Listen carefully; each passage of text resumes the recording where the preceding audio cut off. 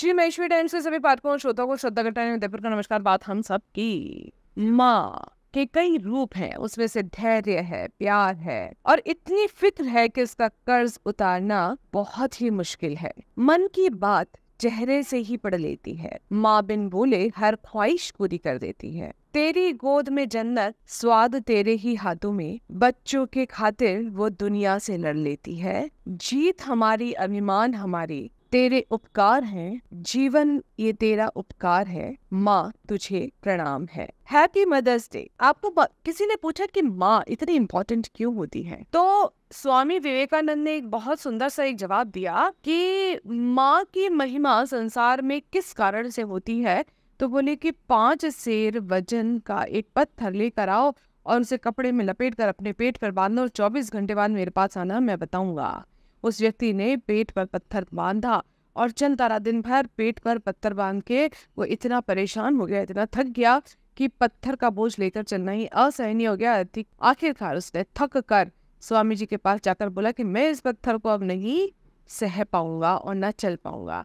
इस पर स्वामी ने कहा कि पेट पर यह बोझ तुमसे कुछ घंटे भी नहीं उठाया गया, जबकि माँ अपने गर्भ में पलने वाले शिशु को 9 महीने तक लेकर चलती है, घर का सारा काम करती है। संसार में क्या माँ के सिवाय कोई इतना धैर्यवान, सहनशील हो सकता है।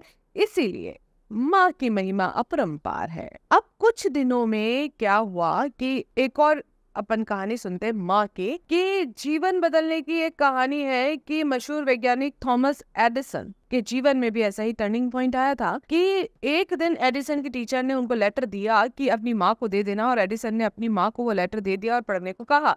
माँ ने जैसे उस लेटर को देखा, उनकी आंखों में आंसू आ गए। उन्होंने पढ़ना शुरू किया कि आपका बच्चा बेहद प्रतिभाशाली है, यह स्कूल उसे पढ़ाने के लिए छोटा है, इस स्कूल में उसे ट्रेनिंग देने के लिए पर्याप्त शिक्षक नहीं है, कृपया उसे आप अपने ही घर पर पढ़ाएं। कुछ दिनों बाद एडिसन की माँ की मृत्यु हो गई। एक दिन एडिसन घर में कुछ ढूंढ रहे थे तो उनकी नजर परिवार से जुड़ी तस्वीर और उस लेटर पर पड़ी। उन्होंने अलमारी की दराज के कोने में वो लेटर को उठाया और पढ़ा और देखा, आपका बेटा बेहद मंद बुद्धि है, हम उसे अब स्कूल आने नहीं दे सकते। यह पढ़कर एडिसन घंटों रोए और चिल्लाए, और इस घटना ने एडिसन को बदल कर रख दिया और जीवन में कुछ नया और सबसे अलग करने के लिए प्रेरित किया। इस पूरे किस्से को उन्होंने अपनी डायरी में दर्ज किया।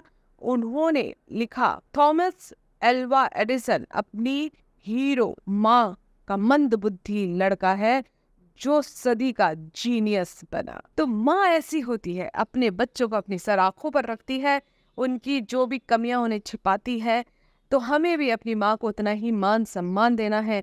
आज हम उनका कर्ज तो नहीं उतार सकते, आज मैं माँ हूँ, कल आप माँ बनेंगे। हर व्यक्ति अपनी जिंदगी में अच्छे से अच्छा करना चाहता है, देना चाहता है, लेकिन आपसी सम्मान, आपसी अंडरस्टैंडिंग जरूर से रखिए। जय श्री कृष्ण, जय महेश।